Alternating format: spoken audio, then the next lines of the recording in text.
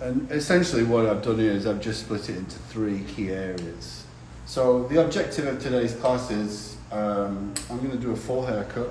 I'm not going to do a half a haircut versus another half a haircut. Something that I feel is quite popular right now, and it's actually 2 different classes, 2 different haircuts within my class, Knowledge Destroys Fear. And that is to combine triangular layering with round layering. So putting 2 shapes together, so 2 horizontal shapes, creating a corner where they meet. So what we're going to have is we're going to have one distribution of weight from the front to the back, getting heavier towards the back, and then vice versa, we're going to have one distribution of weight shorter in the back, getting heavier towards the front. So where those 2 meet, they'll create a corner, and that corner is probably going to be in this kind of weaker area where we have really not much hair in that area. So kind of keep some of that weight in that area for us. So kind of like what we're calling the Shag haircut. You know, kind of a base off that. So I'm going to be working with a fringe through the front, so working with quite strong bangs and layering around the front, so really extreme concave layering when we see face framing. But instead of it being on our longer, we're going to move in closer on that cheekbone area. Still want to keep the length in that collarbone region. And yeah, so let's get started. I've not done anything with this mannequin, but we're going to start from the, let's start from the back. You can start anywhere you want, really. I guess if you really wanted your client to feel much easier about the situation, get that front done real quick, and then they can see the bangs and they can get used to it and stuff as the process is going along. But I'm going to start in the back, and then we're going to create the layers. We're going to keep the length, so we'll let that out. And if you guys have questions, please feel free to ask. Remember, only good ones, they'll get asked and answered. Just kidding. So the idea is to keep the length and to keep the softness within the outline.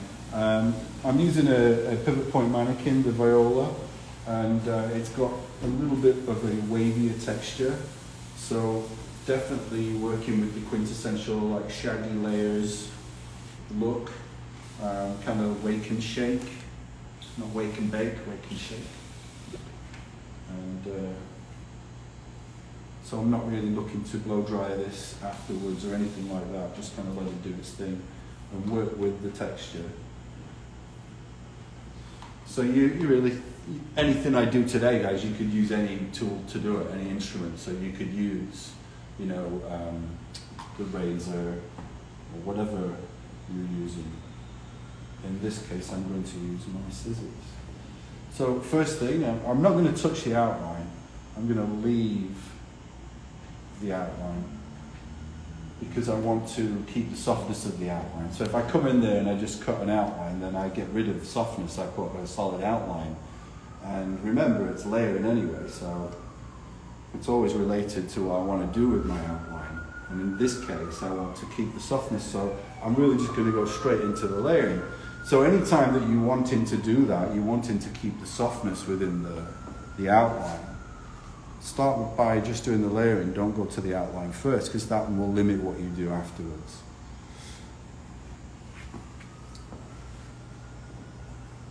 So really what I'm looking at here is I'm looking at where that length is and where that's falling and how much of it I want to protect.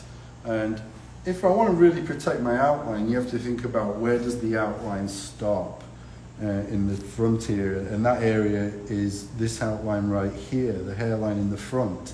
And that is kind of in this region through here, which is the occipital region. So by using the length that is in that area, I'm going to start to maintain my outline down this area. So I can take away this way through the inside. If I want, I could go quite a bit shorter, but then I'm going to start to change what's going to happen with my outline.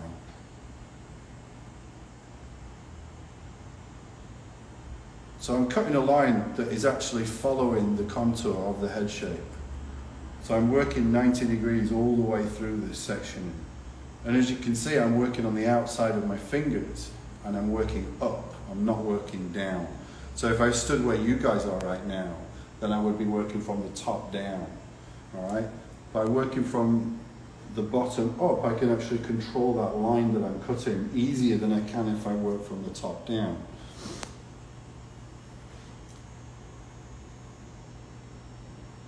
So let's have a look through. We'll work through this whole panel and then we can judge that, and I can see if I want to take some more weight out or not. So what I'm doing with each section is I'm actually going to send them straight back to the wall that's behind the mannequin. So I'm really just sending the section straight back.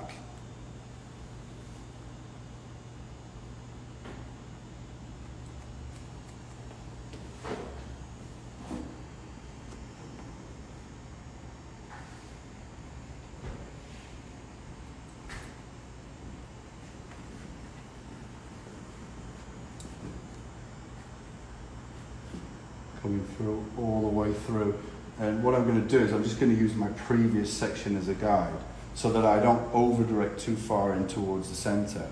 Again, I'm just sending the hair straight back to the wall behind the mannequin.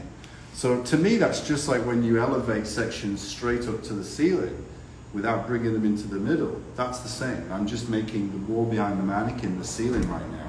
I'm pretending that this is the top of the head shape, and I'm just bringing that to the wall. So my body position doesn't change, it stays the same all the way through.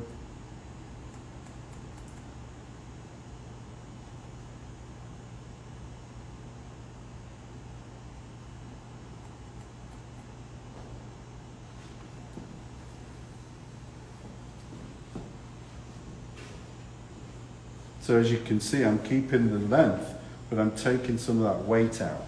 So what it's doing is it's getting rid of that density that would have been maintained there. So you can see that gap that's there now, that I've just freed up all of that weight, whereas I would have left that there before.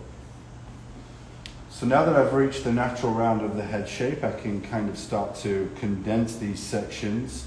I just want to be able to see my guidelines, so I'm not going to condense as much as I would normally, and that is because I'm working on finer hair here that's longer. So I won't be able to see where my guide is through here and not cut too much off. Remember, you can always cut more off.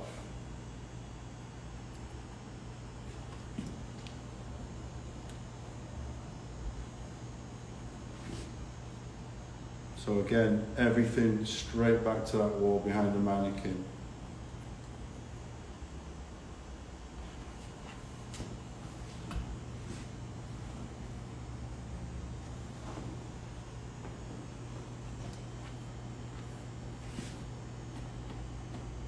Okay, I'm quite happy with that for right now.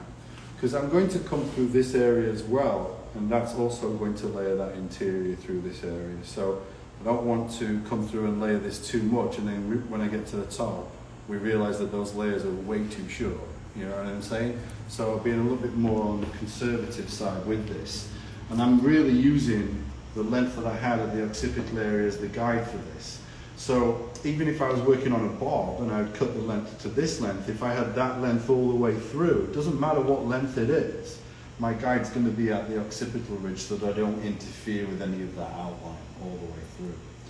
So I'm going to continue on this other side, and I'm going to stay in the same body position. Like I said, I don't want to come and stand on the other side because what I cut will be different to what I can cut uphill. So I'm in much more control of the line that I'm cutting this way than I would be if I was to work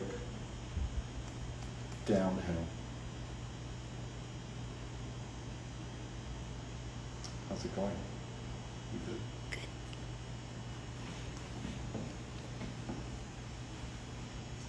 Hope you guys are enjoying this. Sorry that we weren't with you for a few weeks,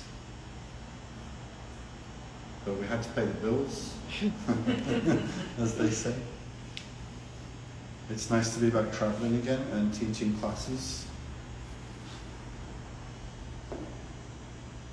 It's one of my favorite things that I do within my career is the fact that I get the chance to travel and to share this, what we do, you know. Not many of us get to do that. And it's a lot of fun. So it's been nice to get back out there on the road and see different people in different places and do this hands-on in the flesh. A lot of you guys have been watching me virtually for quite a few years now, and you know, it's nice to be back out there. There's options now to actually do in-person classes. So same process, guys. All I'm doing is sending that hair straight back to that wall behind the mannequin. My body position's not changed at all the way through. I've stayed the same. And again, what I've done is I've cut a layer that follows that natural curvature of the head shape. Instead of cutting something quite flat, I've actually curved that through. So it allows me to remove a little bit more weight off of that outline. The more weight I leave in there, the more that's going to fall heavy and then also make that hair flick out a lot more.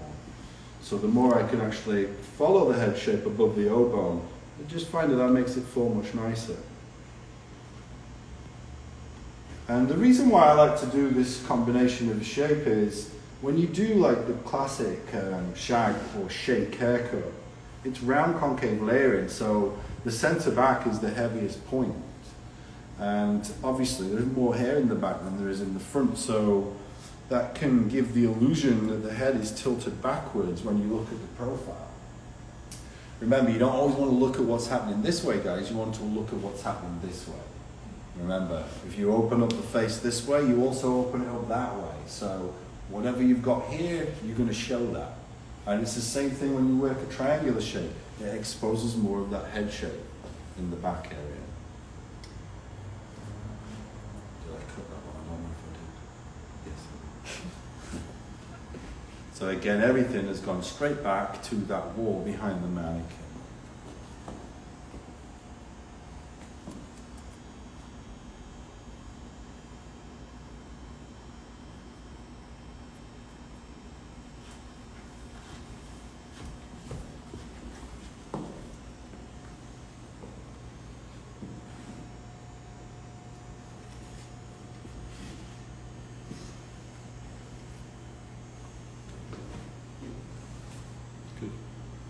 Right, I'm happy with that, so let's move on. We're now going to take it into this next area. So how I sectioned this off is basically I'm using the natural ridges of the head shape. So I'm using what's happening here to kind of to create the haircut.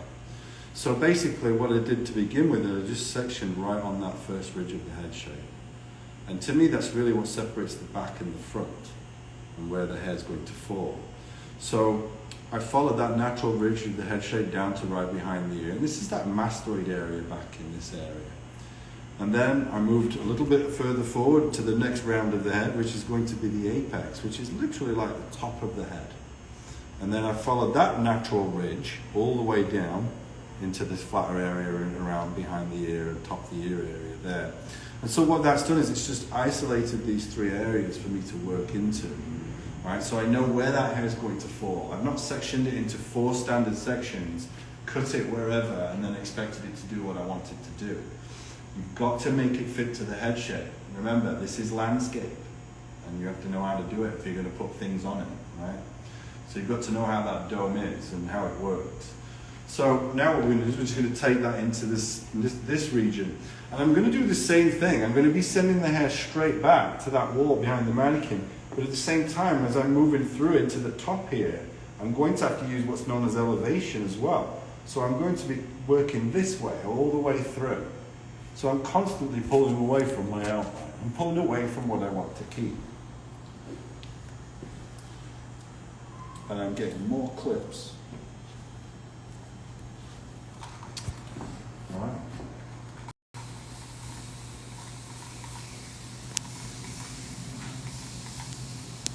Any good questions, Katie? No, they're all terrible and bad. Or I've answered everything. There's no questions. All right, that's okay.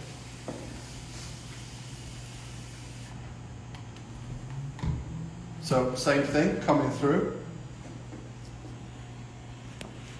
So what we're just doing here is we're just going to extend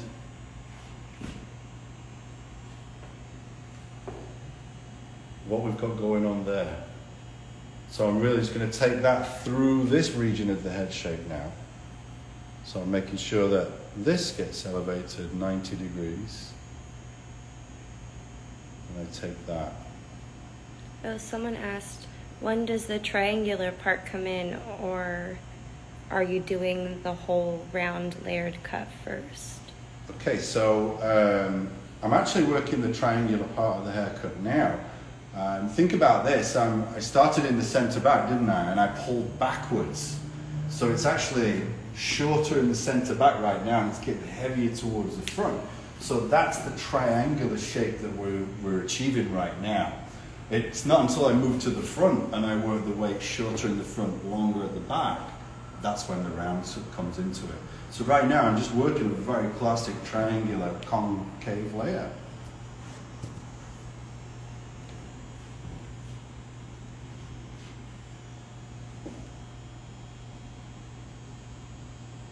I think what happens is people kind of get confused as to what shape is within a haircut. We've got a lot of people that are teaching nowadays that are, just sharing things and kind of coming up with new terminologies and that. To me, shape will always live horizontally and technique will live vertically within the haircut. So when you see something square that way, it doesn't naturally mean that it's a square layer. Square would actually be the opposite way. So you'd look for the shape horizontally, and this is purely just technique, so it's concave or convex, layering or it's graduation. So that's kind of how my language within haircutting. But I'm a bit more old school when it comes to that. Sassoon trained, Vidal Sassoon trained in the 90s. So nice and simple, not too much fluff involved. And so all I'm doing, guys, is again, I'm following 90 degrees through with my elevation, but as soon as I cross through that crown, it's now elevation and I'm lifting it up to the ceiling.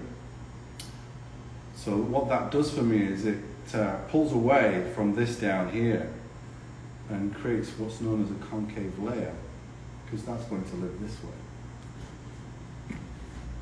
But that's too technical, that's a theory class.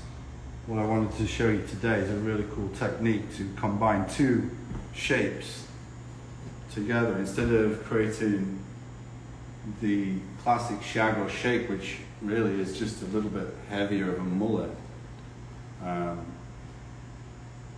It's nice to come through and combine the two, so we take some weight out of here and not leave it super heavy. If you leave all that weight down there, then it's going to do that to that person. It's going to pull them back. I often use the analogy, if you put a backpack on, it doesn't disappear. You see that backpack of weight. So if I shove all the weight back there, you're going to see that backpack. It's basically what that particular haircut is. Can you use this haircut on curly hair? Great question. I think that's a standard question now, isn't it? On everything we see. That's taken over the what if. Well, it is a what if, isn't it? What if you did this on curly hair? For sure it can be done on curly hair. But you need to know the texture of curly hair, what happens when you cut it.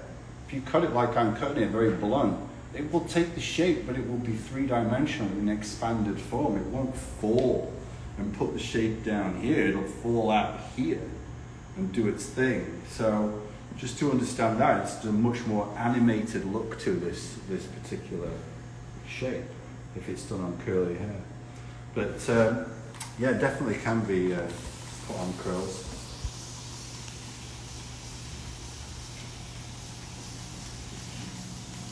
So let's do the other side as well. Pretty easy haircut so far, and I feel that that's kind of what's needed nowadays. Kind of work smarter, not harder situation, especially when you're behind the chair. Have a little bit more fun with it. Different variations of the classics that were known and we've done before. So same thing on this side. So now taking it through. Same thing with my over direction. I'm straight back to that wall, and my elevation as it comes through is straight up to the ceiling. And as you can see, my line as I'm moving through is getting heavier towards the front. So that, when that falls, guys, is actually going to fall shorter in the back, heavier towards the front. So that's why I'm making my triangular shape now to begin with. Do you only teach private classes, or do you also go to Cosmos schools and teach? I do both, actually. I teach wherever people want me to teach. I'm a completely independent artist, educator, so I'm not product driven or anything like that. I work with lots of different schools. I've worked with Paul Mitchell, obviously. I'll be going to Nashville soon to go guest artist at Paul Mitchell, the school there. I've done the Veda schools all over the country and Canada. Doesn't matter, wherever the people want, we can go to.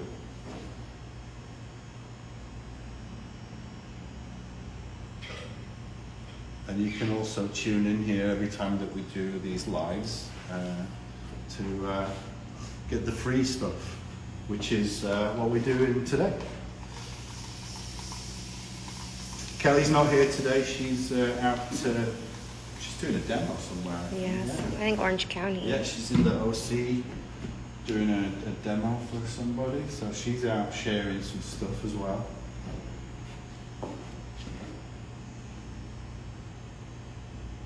You guys can help support us too if you buy us a badge. You can see there on Instagram. That helps keep us doing what we're doing here at the factory. Doing it for free, basically. Someone said, please come teach at Sherman Oaks, Paul Mitchell. Sherman Oaks, the Valley. Yeah, I've been there many, many years ago. I spent a lot of time at Paul Mitchell. I spent about 8 years there developing their cutting curriculum for their company globally and for their schools. So yeah, I've been to Sherman Oaks quite a few times in my career. Would love to go back. So book us for a guest artist. Tell your learning leaders to do that. We were just at the Paul Mitchell School a few weeks ago, which is where Katie works. That's fun.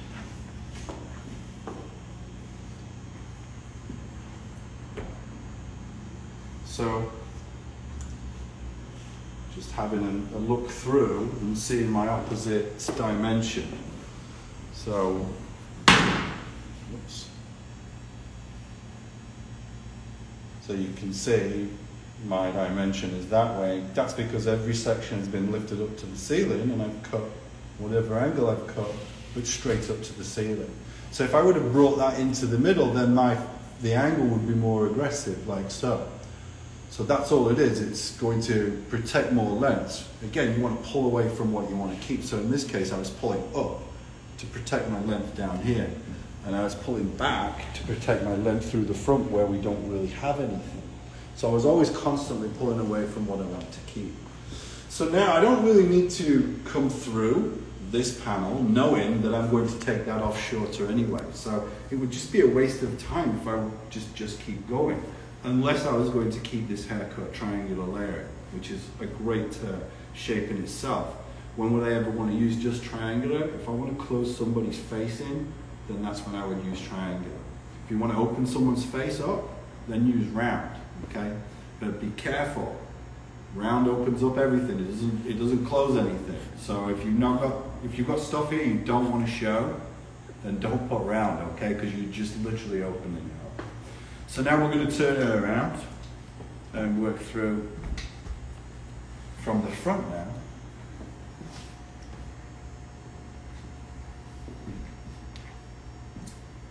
So I'll start on this side.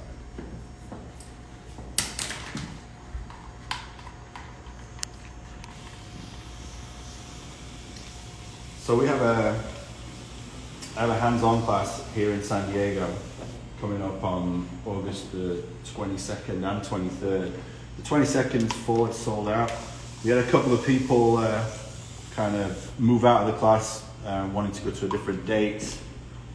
So if anybody's in San Diego or close by wants to take the class, there's 2 spaces available.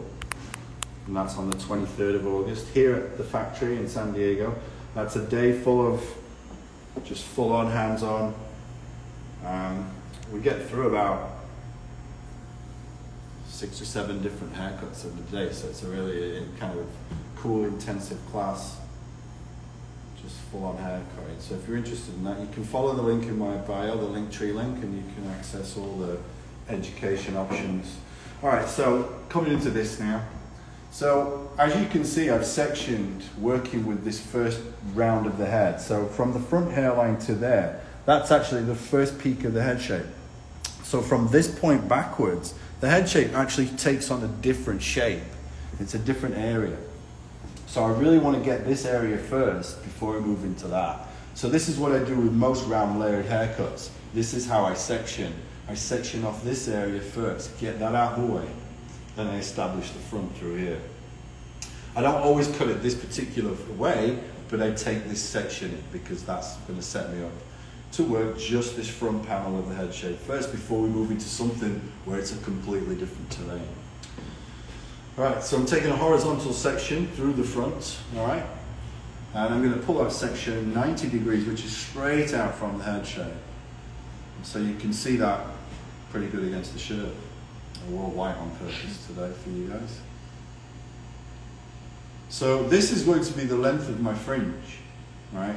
So what we're seeing, especially with curtain bangs or curtain fringe, and the technique of them, is different ways to cut and different angles and stuff like that.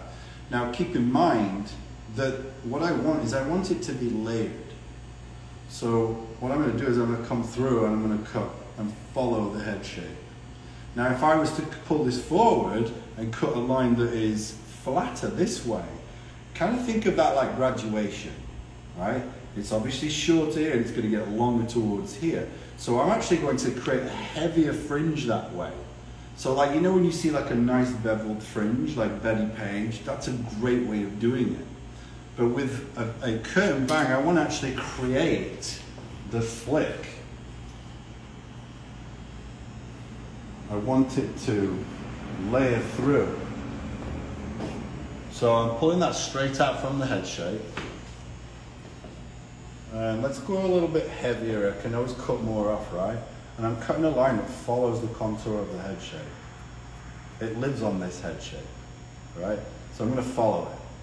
So what that means now is I've actually layered through. You can see now that this is obviously going to be the same length as that. So when this falls, it's layered through, and it will now start to kick and flick around. Let's do it on this side.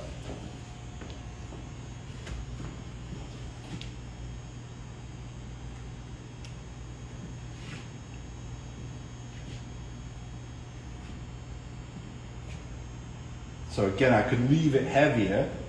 I'm going to get more of a kind of a bevel within that. So that's kind of almost like a graduation. Whereas coming through with layering,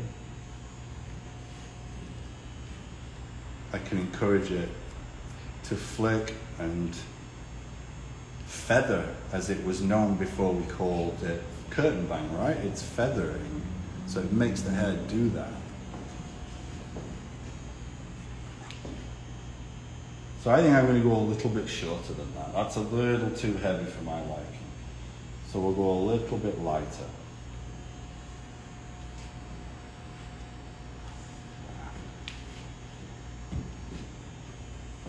So always start longer, check it out with your client, and then go shorter if you need to. See how that made it flick? That's because I've layered through. So we've got a lot of movement in there. So you can imagine if I would have pulled this heavier and lower, then these aren't going to be there. They're going to be heavy. It's going to make it turn in more.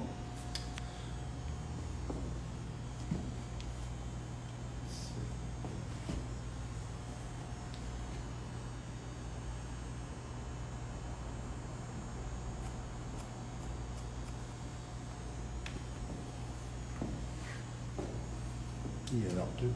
So what I'm going to do now that I'm happy with what's happening here, is I'm literally just going to bring all of these sections into that first one. So I'm going to use like a maximum elevation So right now, section number 2 is being elevated up into number 1. So what that means is number 2 is actually going to be technically longer than number 1.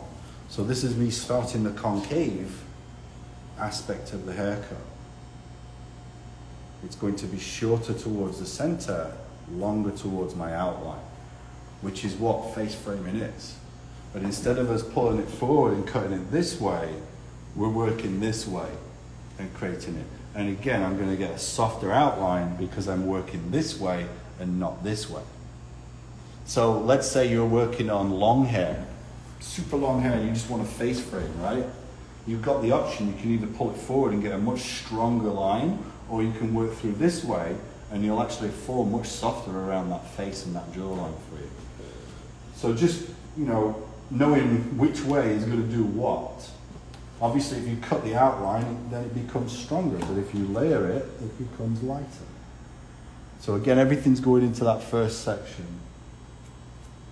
So my mirror is right in front of me, so I can see my elevation being brought into that first one. So I'm just going to bring all of this up now because it's a stationary guideline. That technically means that I can condense the haircut. I can make my sections as big as I want. That's someone ringing to book a class. Just kidding.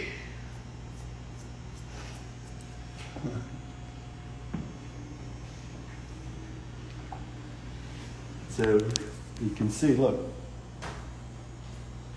got my fringe all the way through. That's going to be obviously a curtain fringe all day long. And we can obviously play with that afterwards. But you can see how that's kept my length, just touching that collarbone. But then remember, we've got all this behind it. See, what I'm not necessarily going to do is I'm not going to come through and connect this all onto that. I'm only going to use a slight piece of that to connect to through the apex. Let's do this other side and then we'll get to all of that. How's everybody doing? I hope you guys are enjoying this one. We got 6 badges. Oh, that's super nice of you guys. Thank you. Don't feel obligated. That's just if you feel you need to. We do appreciate it. Again, we do this completely complimentary. And we have a ton of fun doing it too. So now working the same thing on the opposite side. I'm not switching positions because again, working uphill is different to working downhill. And really all it is it's about where you stand and how you actually cut the hair. So if I do come over here, the what if is I always have a tendency as I come through to take this shorter and leave that longer. And that's because I'm stood upright. So I've got to understand how my scissors actually come into the equation and how they move to help me with body positioning.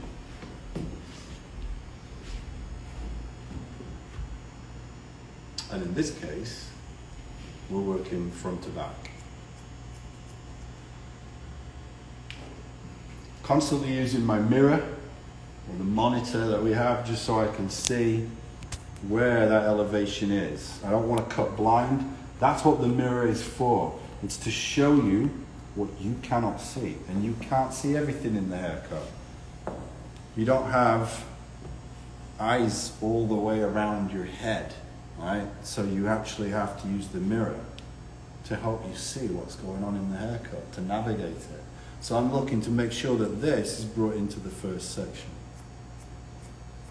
Someone asked, could you work square instead of round when cutting the bangs or cutting the front?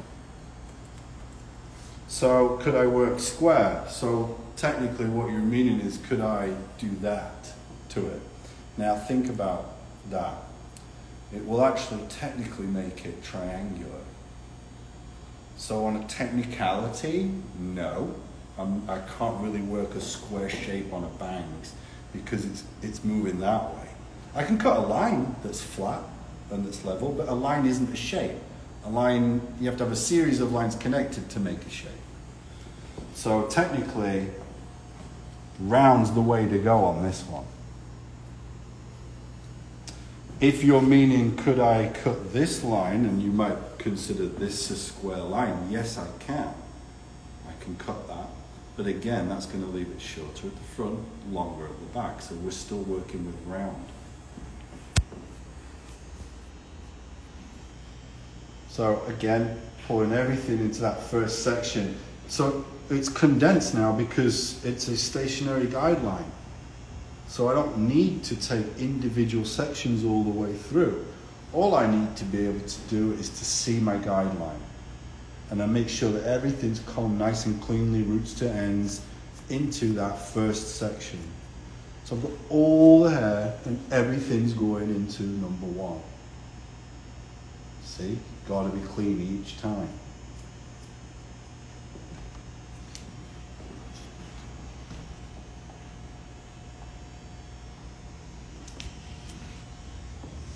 All right, moving through.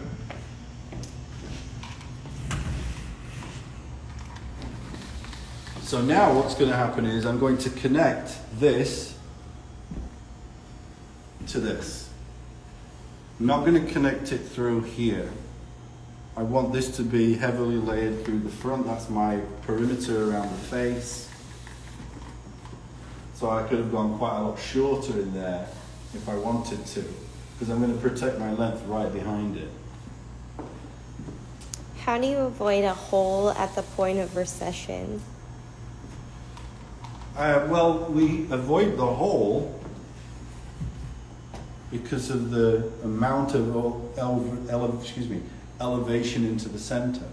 So the more that I bring that towards the center, the more I'm getting of this. So the more I'm getting of that.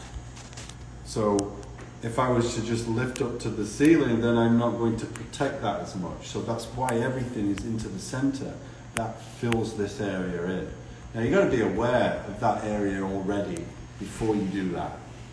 And if you think about your standard kind of classic sectioning for a fringe, that's what you're going to use. And really that's the area that I'm working in, is from the apex to the actual recision. So that's something I want to identify before I even think about doing this haircut. What's happening in here, and do we have the density to fill that in? So when we're working with a finer texture, what I would do obviously is what I did, bring everything in towards that center. So we get the most extreme concave that we can get. Now if that's not enough, you could change how you cut this haircut. You could technically just leave that front, this panel through here out, and that could be worked in afterwards, more visually and more freehand, and then just layer what's above it. All right, so let's get cracking onto this. I hope that answers all your questions and stuff. It's all kind of subjective too sometimes, I feel.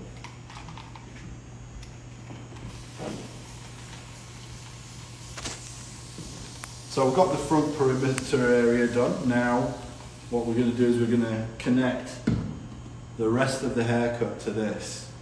And so what I'm actually going to do is I'm sectioning down the center. And I'm actually going to pivot my sections from the apex. So from this point right here on top of the head, my sections are actually going to pivot this way within that panel that's not been cut. Well, it has been cut, but it's been cut in the triangular. Now what we're going to do is we're going to connect two things together. So my first section is off the apex. So it's pivoting sections. So I'm going to take that length at the apex, and that is my guide. And I'm going to work from short at the apex to long towards the back.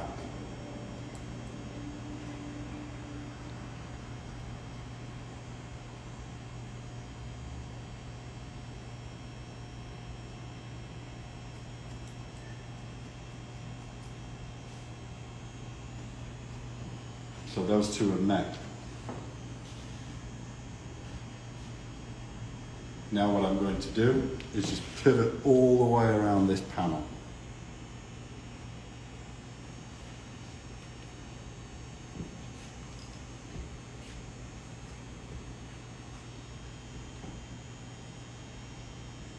Straight up to the ceiling with each section, So no over direction. I don't want to get heavier towards anywhere other than the outline.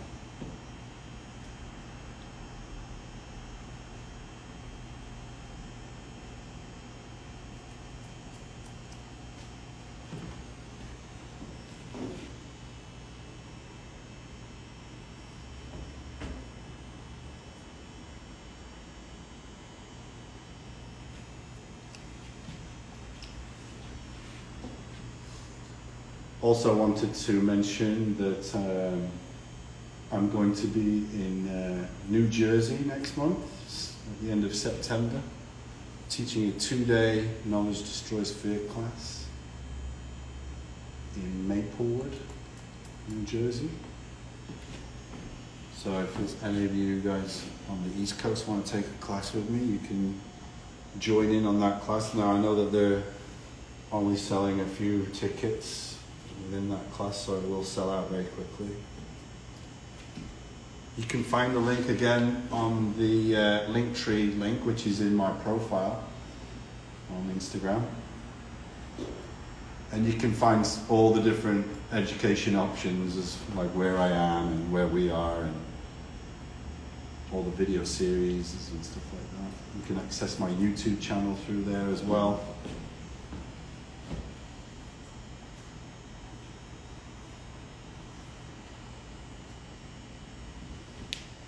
Last bit. So I just pivoted all the way around.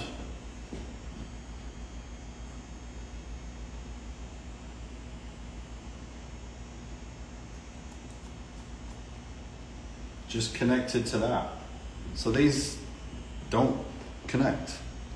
They live independently. So there's a disconnection through that front and the back area, through the outline and through these sides. It only connects through that top area.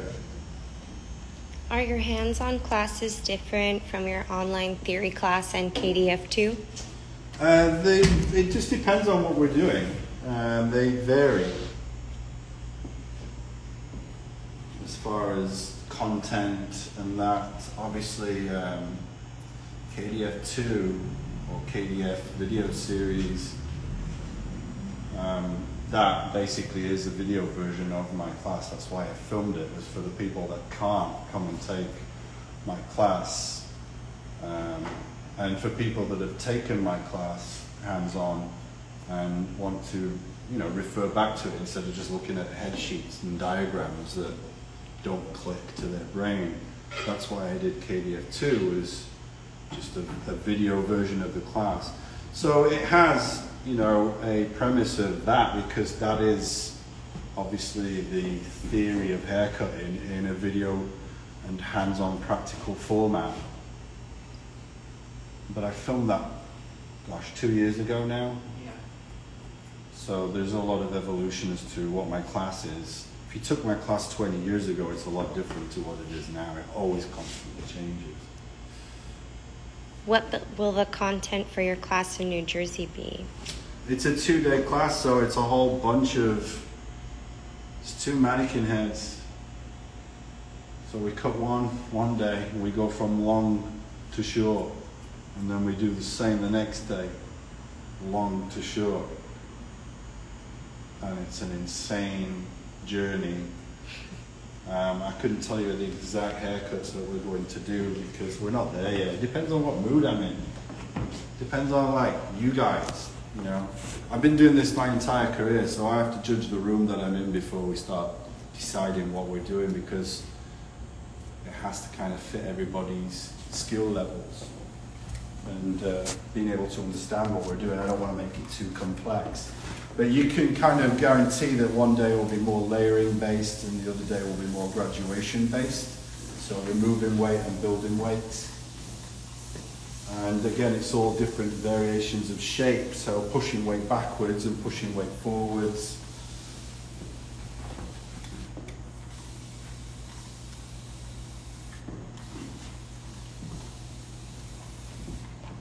So, finished the shape now, it's all there really. So what we've got is and obviously we can come into this now and just start to personalize this a little bit more as it's going to set and dry. So I can start, and I can just take this a little bit shorter through the center there. Start to put it to where I want it to be.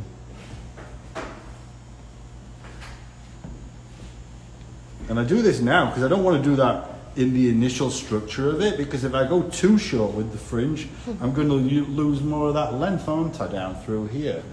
So you really kind of just want a heavier fringe to start with, and then you can start to, as we say, whittle it down.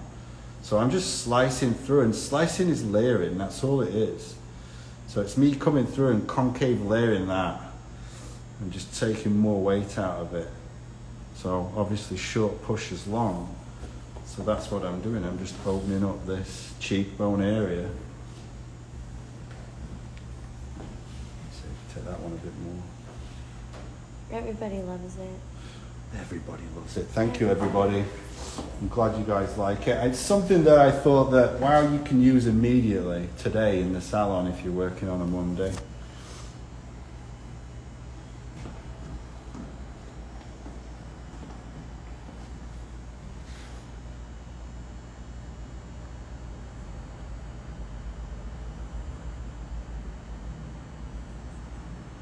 Also, what you guys should do is, on my Instagram page, let me know what haircuts you guys want us to do for you. Every time we do that, we get a few requests to do men. We're probably not going to do barbering. We prefer to cut to these kind of shapes. Yeah, I'm not really into the whole fading and that anymore. That was me like 20 years ago. I was more into that kind of stuff. Now I'm into hair that's a little bit longer and